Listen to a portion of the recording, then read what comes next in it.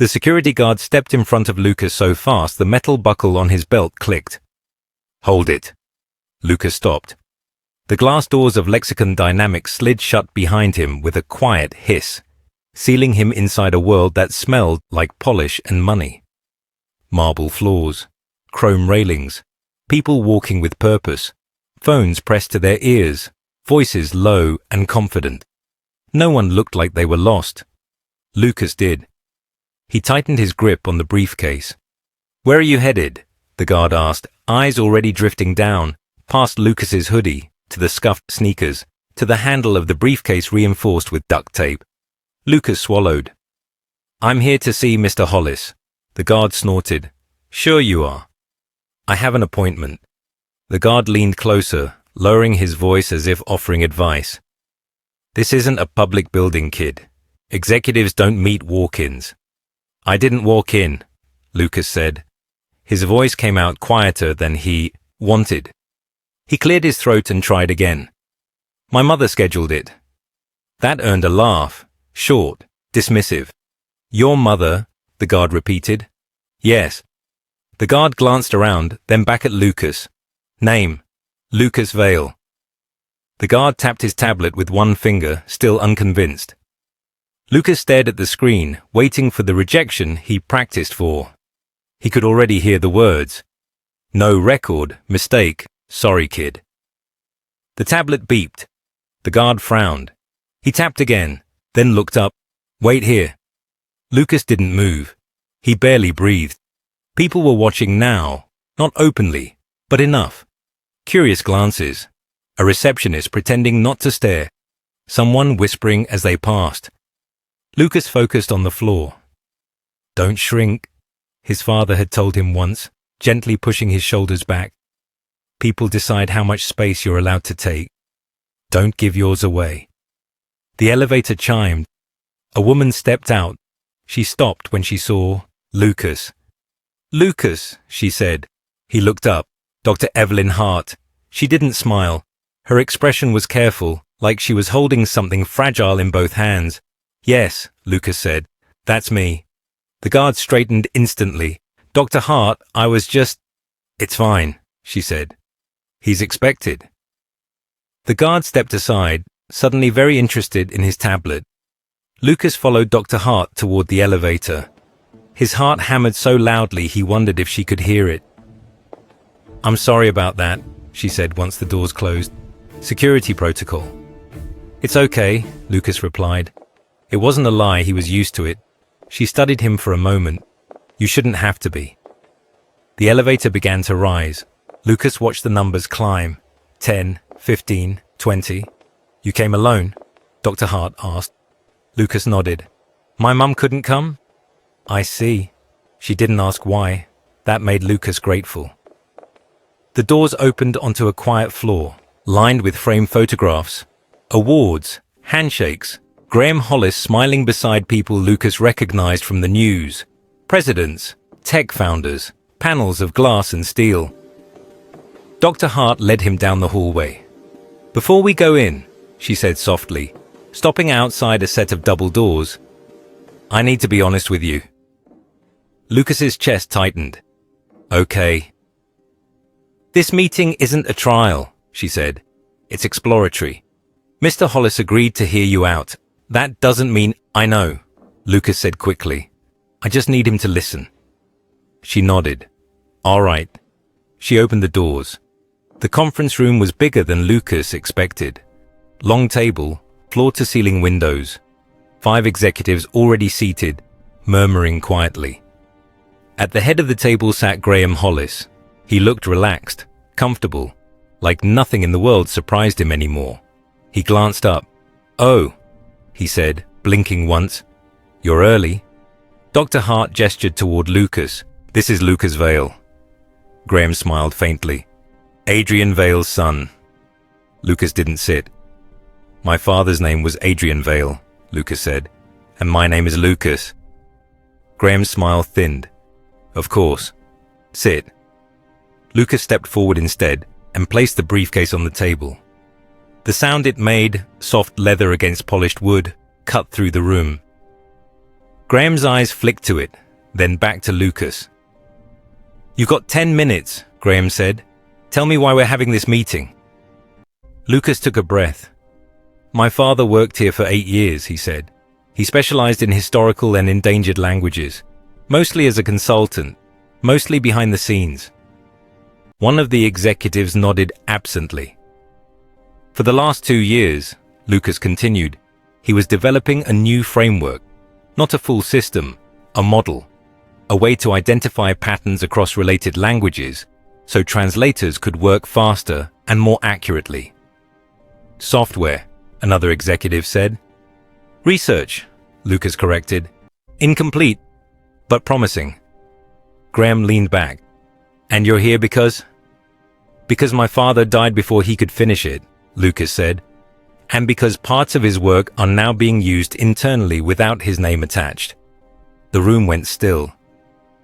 "That's a serious claim," Graham said mildly. "I know. Do you have proof?" Lucas opened the briefcase. Notebooks, folders, loose pages, organized but worn, handwriting filled with arrows, cross-references, notes written in margins. He slid one forward. "My father worked on this at home," Lucas said, "on his own equipment. He logged his hours, dates, everything." One of the executives flipped through the pages, frowning. "Even if this work exists," Graham said, "anything created by an employee—" "On company time," Lucas said, "with company resources." Graham raised an eyebrow. "My father documented that, too," Lucas said, "because he was worried about this exact conversation." Graham studied him for a long moment. "And your mother?" Graham asked casually. "She didn't come to make this claim herself." Lucas hesitated. "She's sick," he said.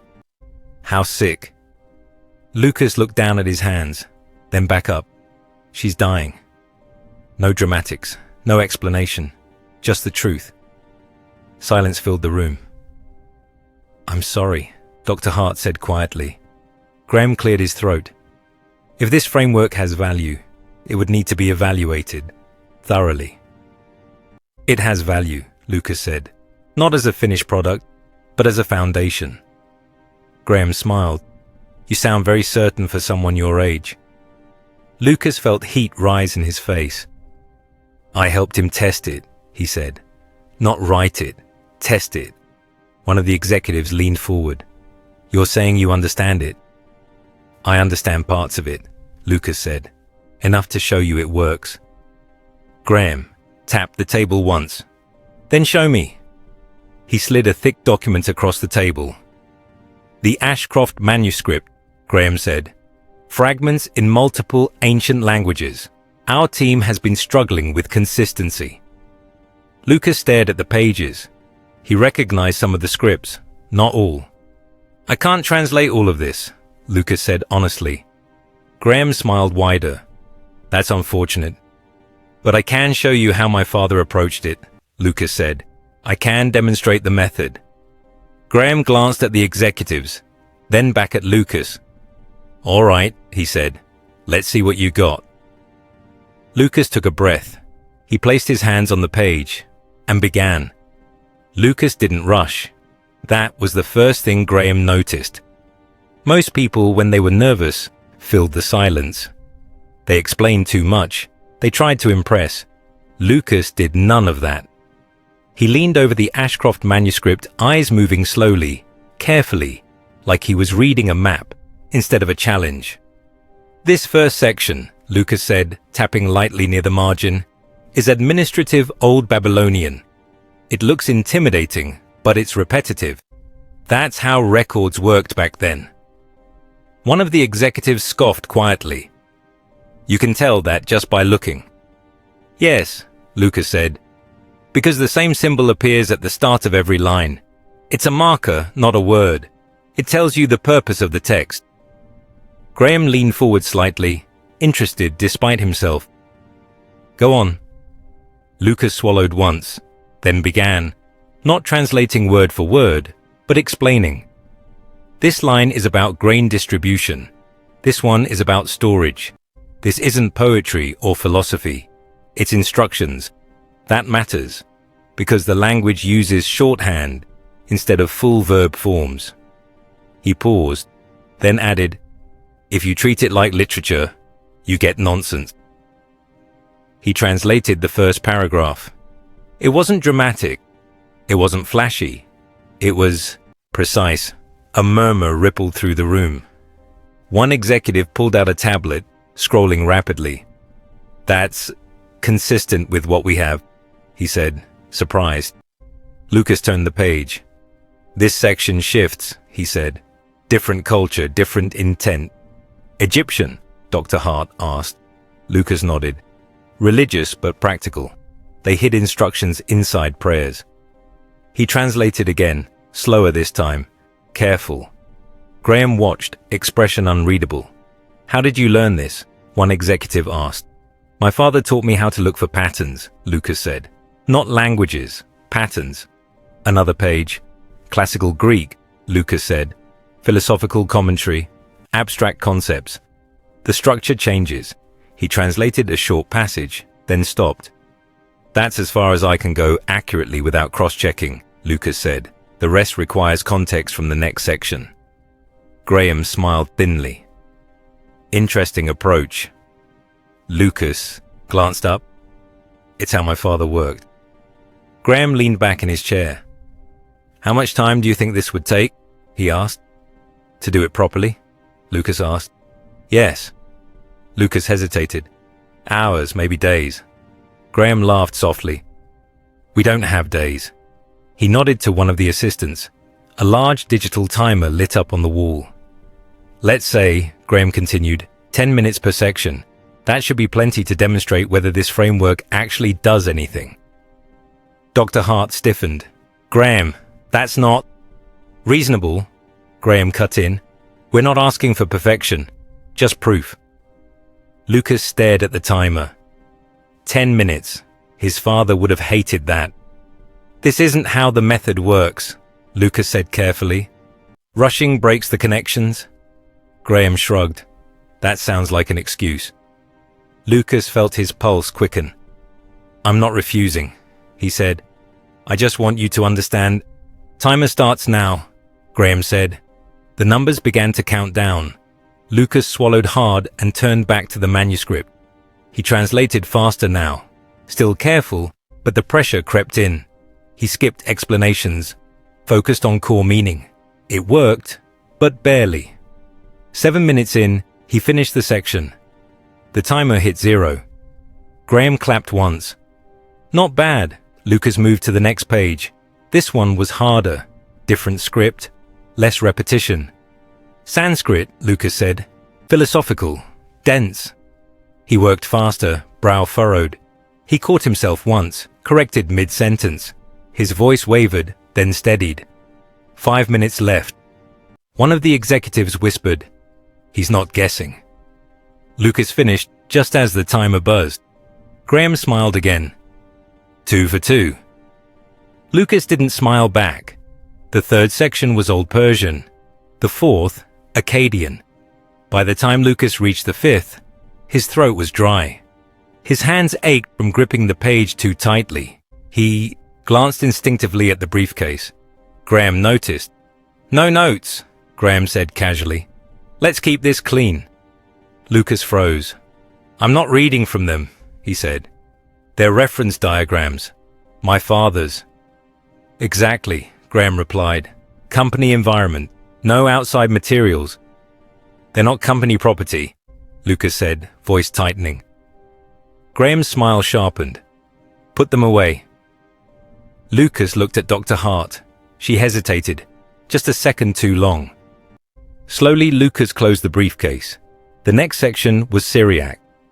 Lucas had studied this one with his father late at night, sometimes falling asleep at the table while his father gently nudged him awake. "Focus," his father had whispered. "This one bridges worlds." Lucas translated more slowly now. The timer ticked. Halfway through, his voice faltered. He caught it, corrected, kept going. The buzzer sounded just as he finished. Graham stood and stretched. "All right. 1. Left. Lucas felt his stomach drop. He knew which one it was. Ancient Sumerian, not the common dialect, the older one, the one his father had struggled with for weeks. "This isn't fair," Dr. Hart said quietly. "This section alone." "1 minute," Graham said. Dr. Hart turned sharply. "Graham."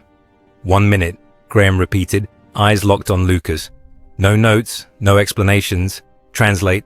The timer reset. 60 seconds. Lucas stared at the page. His mind raced. The symbols looked familiar but twisted, like reflections in broken glass. 50 seconds. He closed his eyes. "Find the intent," his father's voice echoed. Not the words. The intent. 40 seconds. Lucas spotted it. The repetition of a modifier. Subtle but deliberate.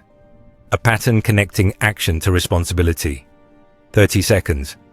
He began to speak. "In the time before." "Louder," Graham said. Lucas raised his voice. "Before rulers claimed ownership." 20 seconds. His heart hammered. He could feel the translation forming, line by line. 10 seconds. He reached the final sentence. He knew it. 5, 4, 3. Lucas opened his mouth. Graham slammed his hand on the table. "Time." Lucas froze. "I wasn't finished," he said. Graham stood. "You had your chance." The room was silent. Lucas looked down at the page. The meaning was so clear it hurt. "I know what it says," Lucas said, voice shaking. Graham smiled coldly. "Knowing isn't proving." He turned to the executives. "That's enough." Dr. Hart stood abruptly. "Graham, he was seconds away." "Seconds matter," Graham replied. "Meeting adjourned." Lucas slowly gathered his things. No one stopped him. No one spoke. As he walked toward the door, Graham added lightly, "You're talented, Lucas, but talent without results doesn't change ownership." The door closed behind Lucas, and with it, Graham Hollis believed that the problem was finished. He was wrong. The door closed behind Lucas with a sound that felt final. Not loud, not dramatic. Just done. He stood there for a second, hand still on the handle of his briefcase, like his body hadn't caught up to what had just happened. The hallway looked exactly the same as when he'd walked in. Glass walls, soft lighting, framed photos. But something in him had shifted. He walked, not fast, not slow, just forward. The elevator doors opened and he stepped inside alone. As the doors slid shut, his reflection stared back at him. His face was pale. His eyes rimmed red, not crying, not yet, but full in a way that made his chest ache. Almost, he thought. He'd been seconds away. The elevator descended, floor numbers blinking down like a countdown he couldn't stop this time. When the doors opened into the lobby, noise rushed in, phones ringing, shoes clicking, someone laughing near the reception desk. Life continued. The security guard from earlier looked up. "Well?" the guard asked, curious now. "How'd it go?" Lucas didn't answer.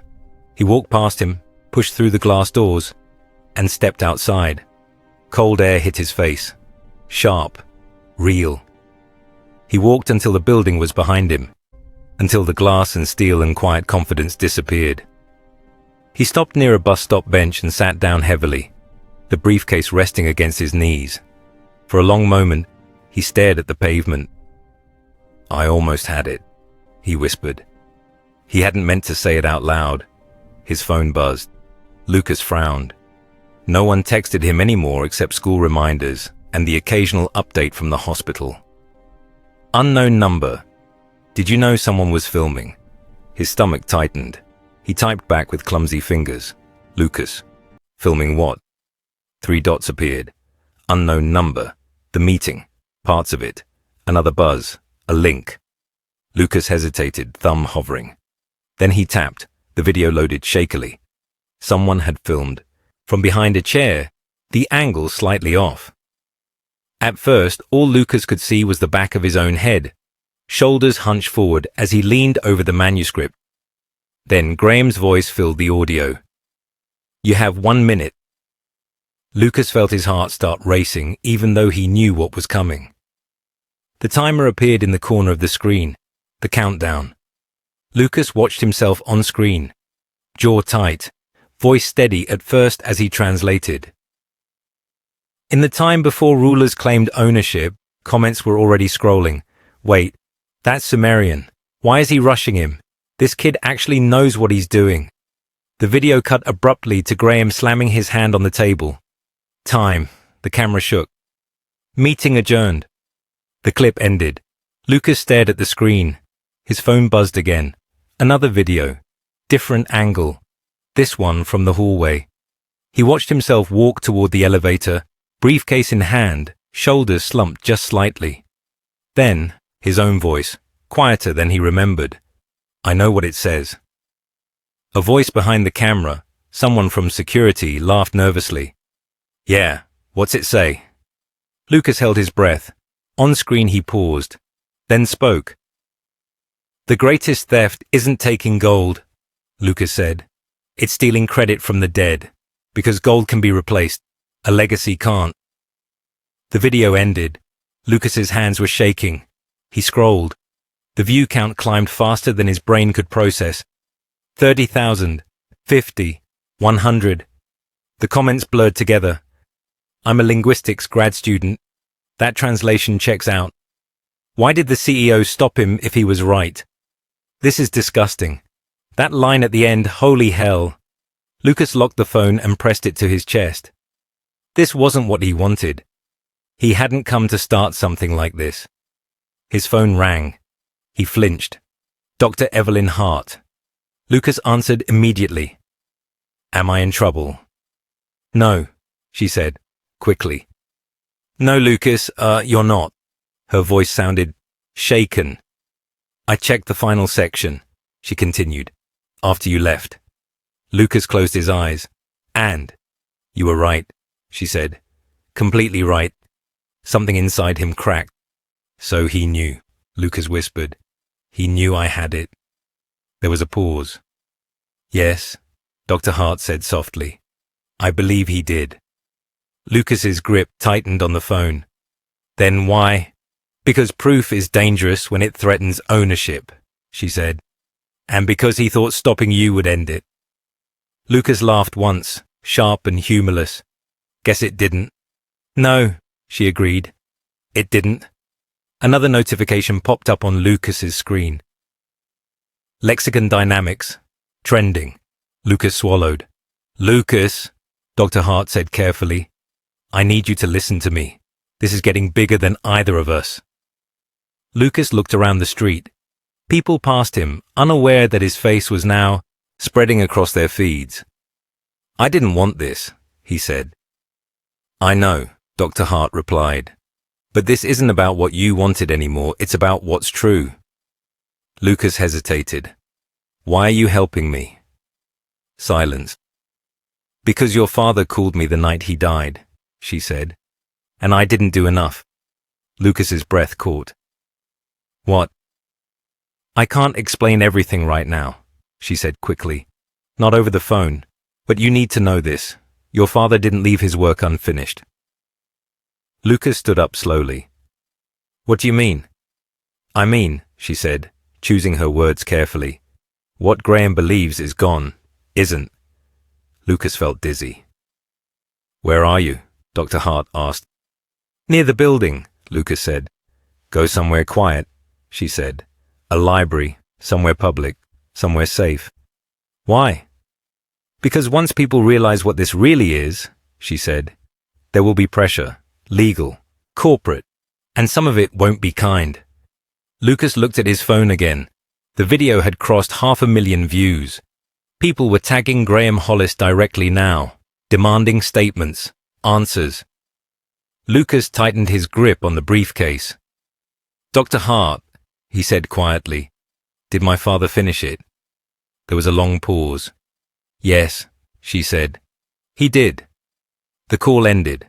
Lucas stood there, the noise of the city washing over him. For the first time since his father died, the truth felt close enough to touch. And somewhere, high above the street, Graham Hollis was looking at his phone, realizing that stopping a boy mid-sentence had turned into something he could no longer control. If you're still watching, don't look away now. What happens next isn't just about exposure. It's about proof. And the truth is about to step into the light. Lucas chose the public library because it felt neutral. No glass towers, no executives, just rows of books and the quiet hum of people doing ordinary things. He sat at a long table near the back, the briefcase at his feet, his phone face down beside him. The notifications kept coming anyway. Dr. Hart arrived 10 minutes later, breathless, hair pulled back too quickly to be neat. She scanned the room before spotting Lucas and crossing toward him. "You okay?" she asked. Lucas nodded. "I think so." She sat down slowly, like she didn't trust the chair to hold her. For a moment, neither of them spoke. "Did you really check the last section?" Lucas asked. "Yes," she said. 3 different sources. You didn't mistranslate a single line." Lucas exhaled. "Then he stopped me on purpose." "Yes." Lucas swallowed. "Why?" Dr. Hart folded her hands together. Because once it was finished in front of witnesses, he couldn't control the story. Lucas stared at the tabletop. The wood grain looked like maps, like paths that led somewhere if you followed them long enough. "You said my dad finished it," Lucas said.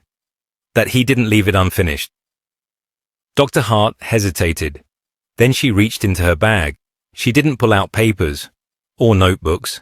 She pulled out a small flash drive. Lucas froze. "What's that?" he asked, though he already knew. "The last thing your father uploaded," she said quietly.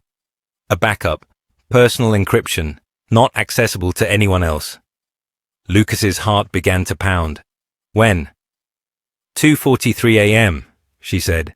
4 minutes before he called me. Lucas's hand shook as he took it. "You're sure?" "I verified the timestamps myself," she said, "and I copied it before anyone else noticed." "Why?" Lucas asked. Dr. Hart met his eyes. "Because I helped bury his work once. I won't do it again." Lucas stared at the drive, like it might disappear. "He knew," Lucas whispered. "He knew something could happen." Dr. Hart nodded. "He protected you." They moved into a small study room at the back of the library. Plain walls, one computer, a door that closed softly behind them. Lucas sat down and plugged the drive in. A password prompt appeared. He didn't hesitate. His father's birthday. Folders opened across the screen. Code files, documentation, scans of handwritten notes, logs of hours worked, late nights, early mornings, and one video file. Lucas's throat tightened. "For Lucas," Dr. Hart read softly. Lucas hovered over the mouse, then clicked. His father's face filled the screen. Adrian Vale looked exhausted, hair messy, eyes rimmed with red, but he was smiling, gentle, relieved, like someone who'd finally put something heavy down. "Hey kiddo," Adrian said. "If you're seeing this then, yeah, things didn't go the way I hoped." Lucas's vision blurred. "I finished it," Adrian continued. "The framework, all of it. I tested it on the Ashcroft manuscript. Every section. 47 minutes. Lucas covered his mouth. "It works," Adrian said softly. "Not because I'm smart. Because I listened. Because languages talk to each other if you let them." Dr. Hart turned away, wiping her eyes. "I uploaded everything," Adrian said. "Notes, code, logs, all of it.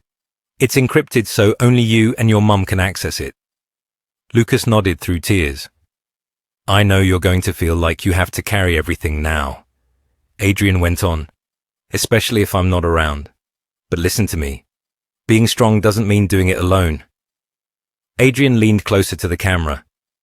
"And Lucas, don't let anyone tell you this work doesn't matter, or that I didn't matter, or that you don't." The video ended. The room was silent. Lucas didn't cry loudly. He just sat there, shoulders shaking, breath uneven, like the weight he'd been carrying finally had somewhere to go. After a long moment, he wiped his face. He finished it, Lucas said again. He really did. Yes, Dr. Hart said. And now it's yours. Lucas straightened. No, he said quietly. It's his. I'm just making sure people know. He scrolled through the files again, calmer now. This framework isn't a replacement, Lucas said. It helps translators. It doesn't erase them. That's why it's dangerous, Dr. Hart said. It shifts power. Lucas nodded slowly. His phone buzzed again. Unknown number. He didn't need to read it to know who it was. Graham Hollis. Lucas turned the phone face down. What happens now? He asked. Dr. Hart leaned back. Now we stop reacting, and we choose where this goes. Lucas thought of the video spreading, of the people watching, of his father's face on the screen. I want people to see the whole thing, Lucas said. Not pieces, not rumors. Dr. Hart nodded. Northline Media reached out. They want a live demonstration. Experts. Present. No timers. Lucas's stomach flipped. Live? He asked. Yes, she said. And they want Graham there. Lucas looked at the flash drive. If I do this, he said, there's no going back. Dr. Hart met his gaze. No. Lucas took a breath. Then let's do it right, he said. Outside the study room, the library remained quiet. Inside, the truth waited, finished, documented, and finally ready to be seen. By morning, the story had a name. The translation test. Lucas saw it everywhere. Headlines, thumbnails, clipped videos looping the same few seconds of Graham Hollis slamming his hand on the table. The internet had decided what it looked like. A billionaire stopping a kid because he was losing. What Lucas saw was different. He saw a man protecting something that wasn't his. Dr. Hart's phone rang non-stop. Lawyers, journalists, former colleagues speaking in careful sentences that meant everything and nothing at the same time. They're circling, she said quietly, as she and Lucas sat in her small apartment kitchen, trying to figure out how much damage this does. Lucas traced the edge of the table with his finger. Can they take it from us? They'll try, she said honestly, first legally, then publicly. Right on cue, Lucas's phone buzzed.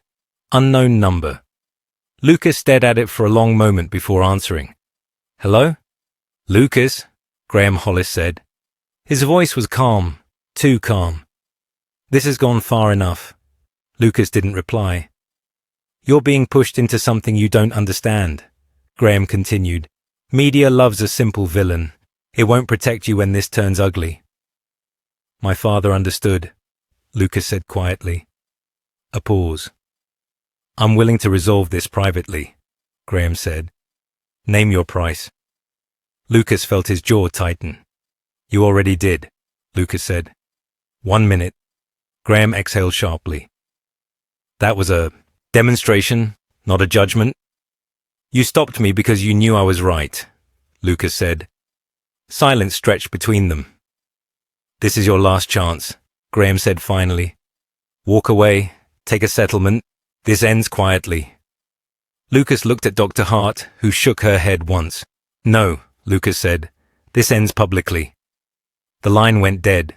Dr. Hart closed her eyes. He's going to push back hard now. And he did. Within hours, Lexicon Dynamics released a statement. We support young talent, but viral clips lack context. No proprietary algorithm has been verified. The company denies all claims of misconduct.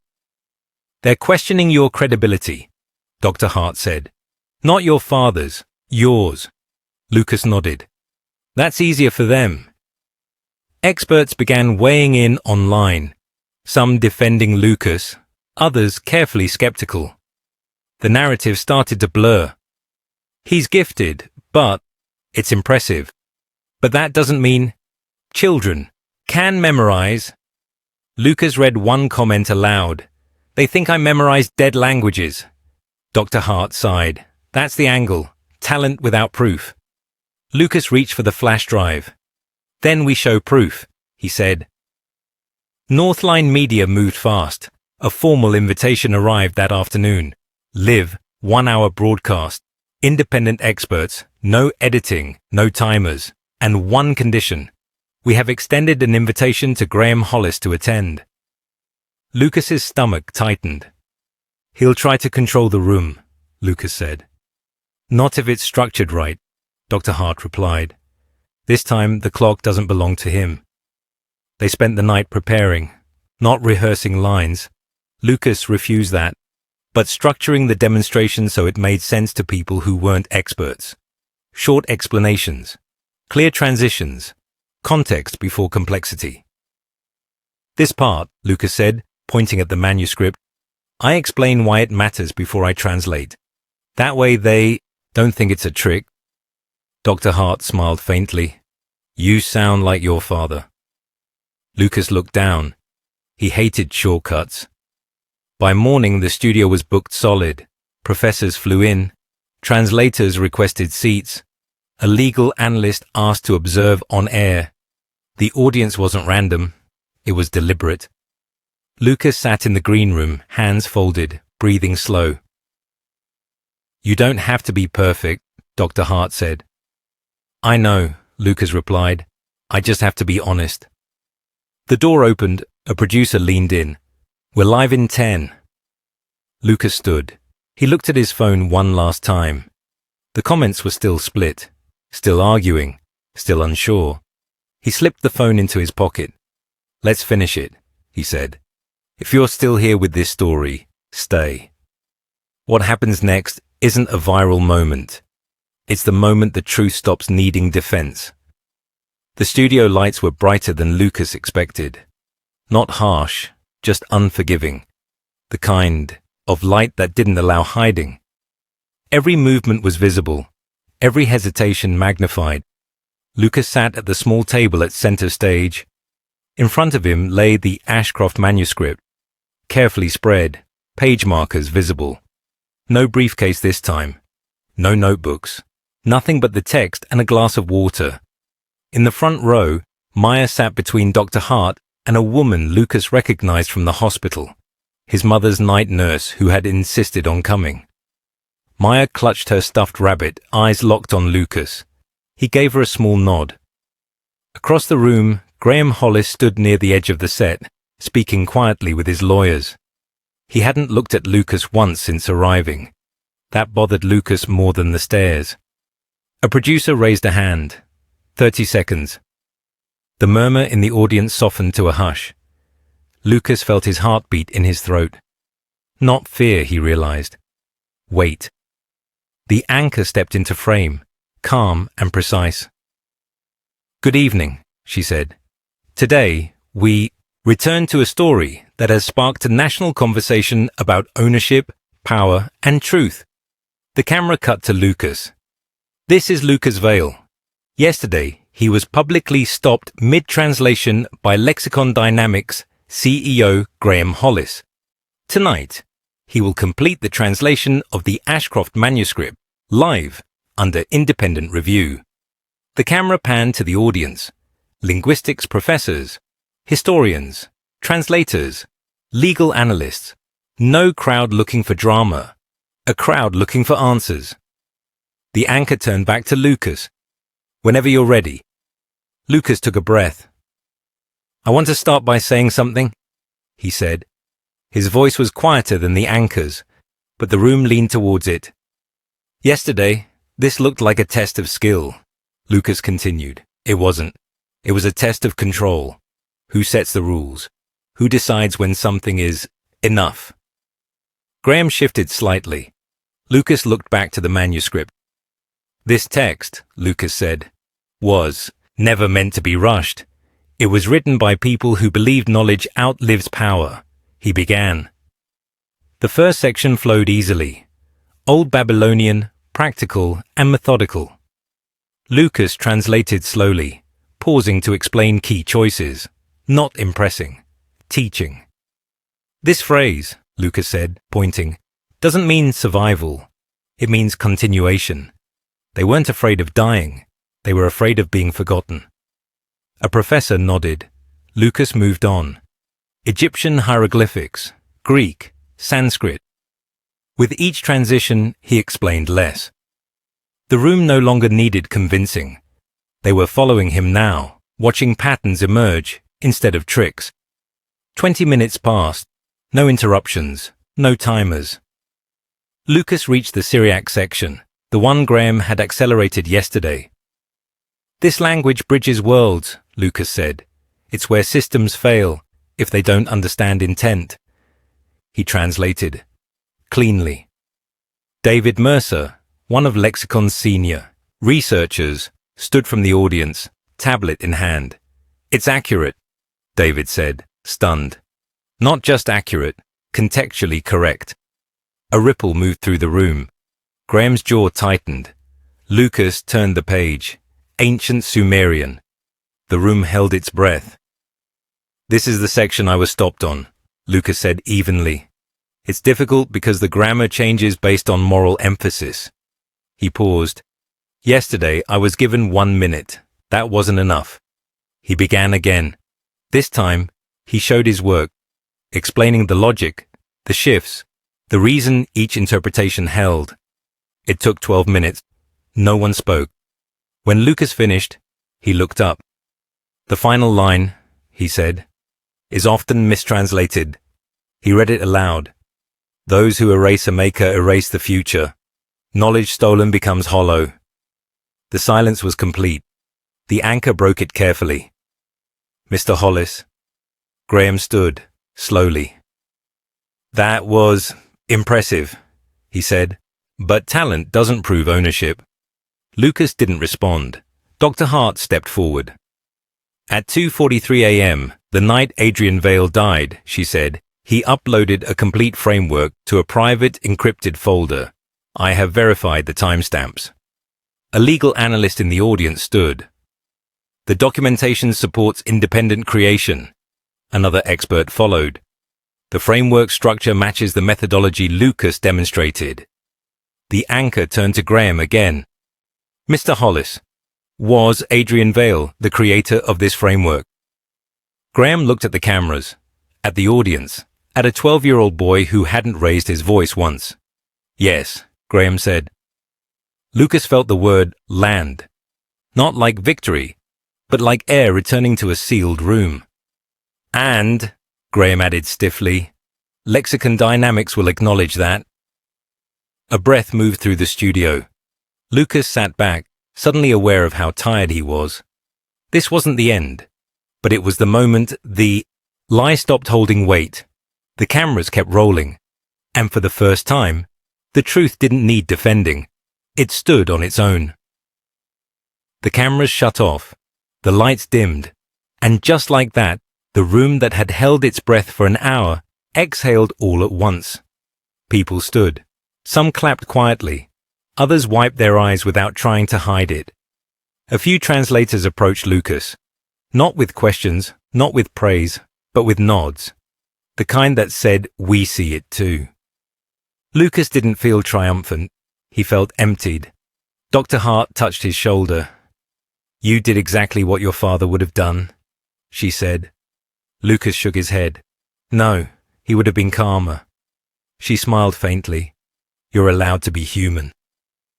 Across the room, Graham Hollis spoke urgently with his lawyers. His posture was different now. Less commanding, more defensive. He glanced toward Lucas once, then looked away. The anchor approached Lucas carefully. Do you want to say anything else on record? Lucas thought of the hours his father spent at the kitchen table, of Maya asleep on borrowed couches, of his mother's hospital room, where machines hummed through the night. No, Lucas said softly. I think I've said enough. 3 days later, the check arrived, not by courier, not through legal intermediaries. Graham Hollis came himself. Lucas was sitting beside his mother's bed when the nurse leaned in. There's a man here asking for you. Lucas knew before she finished. He stepped into the hallway. Graham stood near the window. The city stretched out behind him. For once, he wasn't talking, just staring. I could have sent this, Graham said, holding out the envelope. But that felt wrong. Lucas didn't take it immediately. Why are you really here? Lucas asked. Graham swallowed. I deleted an email, he said. The morning after your father died. Dr. Hart told me about the call, about the framework. I chose not to look too closely. Lucas's hands tightened. You buried him, Lucas said. Not loudly, not angrily, just fact. Graham nodded. Yes. Silence sat between them. My mother is dying, Lucas said. This money won't change that. I know, Graham said, his voice rough. I know. Lucas took the envelope. You can't fix what you broke, Lucas said, but you can stop breaking others. Graham nodded once. I will. That night, Lucas and Maya sat on the hospital bed, one on each side of their mother. Her eyes were tired, but she smiled when she saw them. You made them listen, she whispered. We made them tell the truth, Lucas replied. She squeezed his hand weakly. Your father would be proud, not because you won, but because you didn't let him disappear. She slept soon after, and before morning came, she was gone.